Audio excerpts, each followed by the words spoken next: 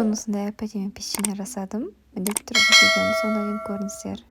Алдымен бір жұмыртқамызды жарып, үстіне қант қосып, жақсылап венчикпен немесе миксермен де араластырсаңыздар болады. Одан кейін ерітілген сары майымызды құйып, тағы да араластырамыз. 10 және қопсысқыш қосып, тағы да жақсылап араластырып, онды барлығын сап тастамай, екіге бөліп саламыз. Осында жұмсақ қамыр шығады. Енді осы қамырды екіге бөлеміз. Біреуі ақ қамыр, біреуі қара қамыр болады. Яғни екінші қамырдың үстіне какаоны қосып, қара қыламыз. Қолдың көмегімен жақсылап томалатып аламыз. Барлығын теңдей етіп бөліп дайындап қоямыз.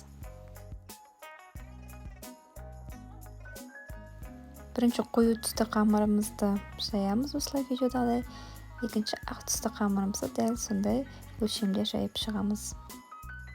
Енді осыны екеуін өреміз. Қамырымызды осылай таяқтың бейнесі ұқсап жасаймыз. Алдын ала қызып тұрған пеште 180 градуста 12-15 минутта пісіріп аламыз. Басында пештен шыққан кезде өте жұмсақ болады, ештеңе етпейді. Ол тұра қатады. Қыздар міндетті жасап көріңіздер.